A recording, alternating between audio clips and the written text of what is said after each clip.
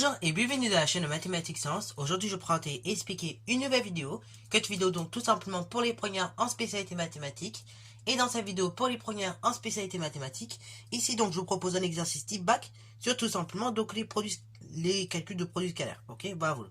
Donc exercice bilan sur le calcul de produits scalaires. Donc là je vous affiche cet exercice qui normalement va être très intéressant, vous allez voir. Donc c'est un exercice à seulement 3 questions, vous allez voir, mais néanmoins chacune des questions demande un minimum de détails. Ok, bravo. Donc vraiment prenez votre temps. Normalement cet exercice est fait en une demi-heure. Normalement, il est fait pour être fait en une demi-heure à peu près. En général c'est un peu moins, mais voilà, il faut à peu près une demi-heure pour le faire cet exercice. Donc je vous laisse bien prendre le temps de le faire et puis ensuite on va corriger donc dans quelques secondes. Sur ce donc, c'est parti mon kiki. Donc déjà bon, on a une figure, et après on a pas mal de texte. Donc vous savez très bien à quel point je n'aime pas le texte. Maintenant vous connaissez ça va. Donc ce que je vous propose c'est de reproduire la figure de façon très simple, ok. Bravo. Donc ici on a tout simplement donc un carré, hein, donc OABC, ok, voilà. Donc ici on a C, là 1, 2, 3, 4, 2 plus tard, donc là on a O, là pareil, du coup on a 2, 4, 6, donc là on a A, là on a B, et là on va au point C, ok, voilà. Donc là on a un carré, voilà. Et après j'ai un autre carré, mais cette fois-ci de dimension plus petite, hein. Donc là, du coup, je vais le faire 4 en dimension 4 pour que vous puissiez le voir. Donc on a un autre carré, donc il s'appelle ODEF, et on a un rectangle, ok, OA, donc MF. Et donc, on a également deux droites, les droites DC et les droites OM, de cette forme-là, ok, bravo. Bon, là maintenant on y voit plus clair. Donc maintenant on va reprendre l'énoncé, mais avec cette figure-là devant nos yeux, parce que sinon, ça va pas être compréhensible. Donc, ici on nous dit que OABC1, donc c'est tout simplement un carré de côté 3. ODEF, c'est un carré de côté 2. Ok, bravo. Et donc, OAMF, c'est un rectangle. Ok, bravo. Et on note en fait le point H. Ok, donc il serait quelque part par là. Le point H, donc le proche orthogonal du point M sur la droite DC. Ok, bravo. Dans cet exercice, on pourra, si on le souhaite, donc là, on va le faire ensemble, se placer dans le repère suivant. Donc, O, 1 tiers de OA, donc ce serait ici, et donc 1 tiers de OC. Ok, bravo. Donc là, c'est si on veut, vous allez voir, c'est très utile, notamment pour la question 2. Ok, la question 1 peut se faire sans repère, démontrer, donc la droite OM est-elle perpendiculaire à la droite DC. Il y a deux façons de faire. Honnêtement, moi, je préfère quand même le faire avec un repère, c'est plus rassurant. On peut le faire en s'appuyant sur la définition du proche orthogonal, mais ça risque d'être un peu plus long. Et donc voilà. Tandis que là, si je le fais avec le produit scalaire, c'est plus simple. En effet, qu'est-ce que je vais faire? Je vais pas me casser la tête en fait. Je vais tout simplement, en réalité, lire les coordonnées de chacun des points dont j'ai besoin. Donc je vais démontrer que la droite OM et les droites DC sont perpendiculaires ou pas. Dans ce cas-là, pour ce faire, il faut que des vecteurs directeurs représentatifs de chacune des droites, vecteur OM et vecteur DC, soient donc orthogonaux. Qui dit orthogonalité de vecteurs, qui dit produit scalaire égal à 0. Ça, on l'a déjà dit plusieurs fois. Ce qui veut donc dire que tout simplement, il faut que j'aille lire les coordonnées de O, des M, de D et de C dans le repère que j'ai fabriqué ici, qui nous était déjà donné dans l'exercice. Donc en fait, c'est ce que nous allons faire. On va tout simplement se placer dans le repère donné. Donc en se plaçant dans le repère donc qui nous était donné, c'est-à-dire donc dans le repère O, 1 tiers de OA. Donc de OA, ça sera mieux avec le vecteur. 1 tiers de OC. On a la chose suivante. Donc on a les coordonnées du point O. Donc O, ce serait l'origine en fait du repère. Hein. O, 1 tiers de OA, 1 tiers de OC. Ce serait l'origine. Ok, de O part mes deux vecteurs, 1 tiers de OA et 1 tiers de OC. Donc O, l'origine, sera toujours pour coordonnées 0, 0. Après donc, on aurait le point M. Le point M, il aurait pour coordonnées la chose suivante. Donc là, tu vois, on se déplace de 1, on se déplace de 2, on se déplace de 3 en abscisse. Et en ordonnée, du coup, je descends de 1, je descends de 2, donc ça se traduit par moins 2. Après, je dis les coordonnées de D. Donc les coordonnées de D, je vois, je me déplace de 1, je déplace de 2, vers la gauche, et non vers la droite, donc ça fait moins 2. Et en ordonnée, je vois que je ne monte pas, donc moins 2, 0. Et le dernier point, donc C, il aurait pour coordonnées la chose suivante. En abscisse, je vois que je ne me déplace pas ni vers la droite ni vers la gauche, hein, je reste à l'origine pour l'abscisse, donc 0. Et en ordonnée, je vois que je monte de 1, de 2 et de 3. Voilà, donc là j'ai les coordonnées de chacun de mes points. Donc là maintenant je vais tout simplement déterminer par calcul les coordonnées de chacun de mes vecteurs. OM, Puis après, on verra DC. Donc OM, les coordonnées de OM, bah c'est l'abscisse de M, moins l'abscisse de O. Et pour l'ordonnée, c'est l'ordonnée de M, moins l'ordonnée de O. Ok? Équivaut à. Donc, vecteur OM qui a pour coordonnée la chose suivante. Donc c'est l'abscisse de M. L'abscisse de M, je vois qu'il vaut 3. Moins l'abscisse de O, 0. L'ordonnée de M qui vaut moins 2, moins l'ordonnée de O qui vaut 0. Équivaut à OM qui a pour coordonnée la chose suivante. 3 moins 0, ça fait 3. Et moins 2 moins 0, bah ça fait tout simplement moins 2. Ok, voilà. Donc là j'ai les coordonnées du vecteur OM. On procède de la même façon avec les coordonnées du vecteur DC. Donc le vecteur DC a pour coordonnée la chose suivante. C'est pareil, l'abscisse de C moins l'abscisse de D. Et pour l'ordonnée, c'est l'ordonnée de C moins l'ordonnée de D. Équivaut à vecteur DC qui a pour coordonnée la chose suivante. L'abscisse de C, regardez, C là pour abscisse, 0. Moins l'abscisse de D. Donc l'abscisse de D c'est moins 2. Donc ça ferait 0 moins 2, donc 0 plus 2 directement. Et après pour les ordonnées, c'est l'ordonnée de C qui vaut 3. Moins l'ordonnée de D. Donc l'ordonnée de D qui vaut 0. Équivaut à la chose suivante. Donc le vecteur DC a pour coordonnée la chose suivante. 0 plus 2, bah ça fait 2. Et l'ordonnée 3 moins 0, 3. Ok. Donc maintenant le produit scalaire des deux vecteurs, bah c'est le produit des abscisses plus le produit des ordonnées. Donc ainsi, on va mettre la chose suivante. Donc on va mettre à gauche. Donc OM scalaire DC égale donc à la chose suivante. C'est l'abscisse de OM fois l'abscisse de DC plus l'abscisse de OM multiplié par l'abscisse de DC. L'ordonnée de DC. Hein. Donc c'est le produit des abscisses par le produit des ordonnées. Donc OM scalaire DC est égal à la chose suivante. Donc là, c'est serait 3 multiplié par 2. Donc plus moins 2 multiplié par 3. Ce qui fait donc OM scalaire DC, donc là vous sentez venir la chose, égale à la chose suivante. 3 fois 2, 6, moins du coup, hein, parce que moins par plus, ça fait moins. 2 fois 3, 6 également. OM scalaire DC égale 0.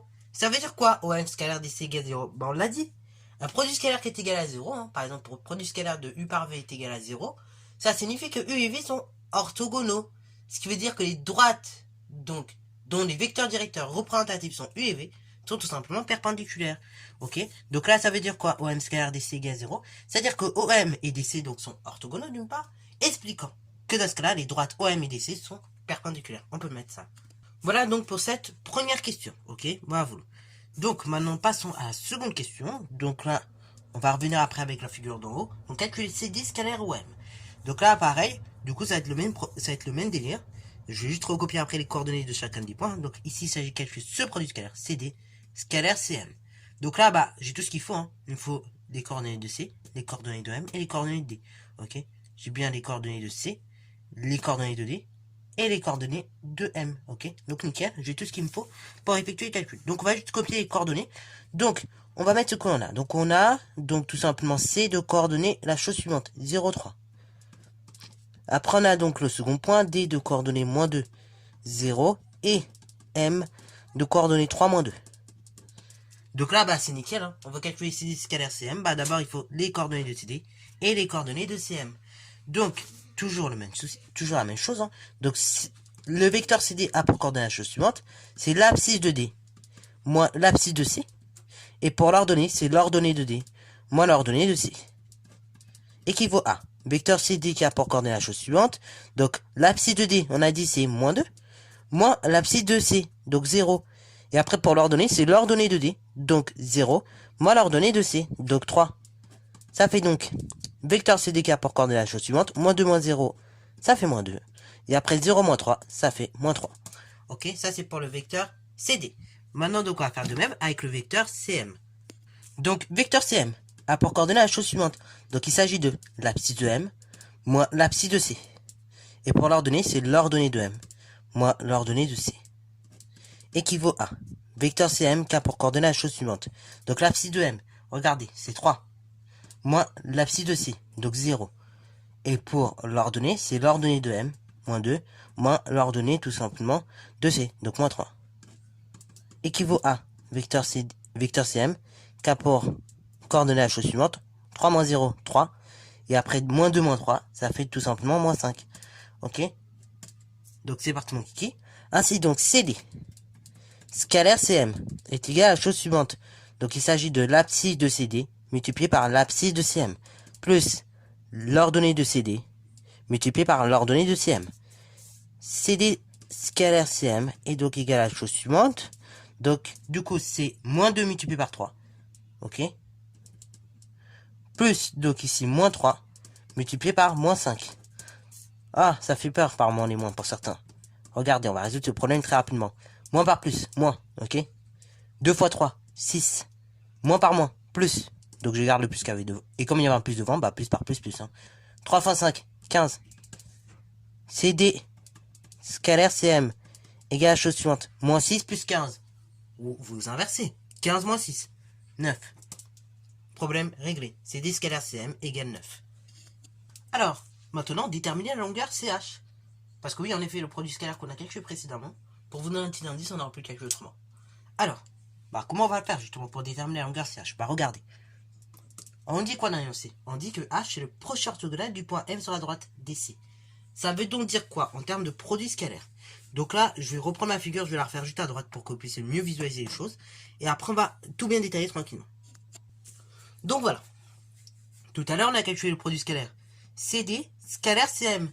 Mais on nous dit que le point H, c'est le proche orthogonal du point M sur la droite DC. Donc H, il se trouve que par là. Ok.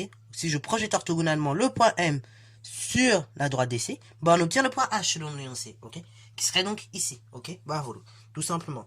Alors, donc ainsi, le produit scalaire de CD scalaire CM, comme ici le point H est le proche orthogonal du point M sur la droite DC, en fait, ça revient à dire qu'on a CD scalaire CH.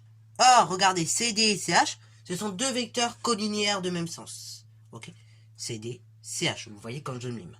Ce qui veut dire quoi? Ça veut dire que CD scalaire CH, qui est égal en fait, du coup CD scalaire CM, puisque M est le proche, puisque H c'est le proche orthogonal de M sur la droite DC, et bah ça veut dire quoi?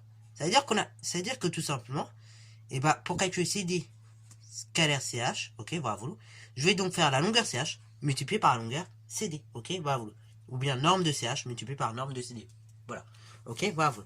Donc on va tout bien rédiger en précisant d'abord que tout simplement H est proche orthogonal du point M sur la droite DC. Et donc on va modifier de ce fait la formule.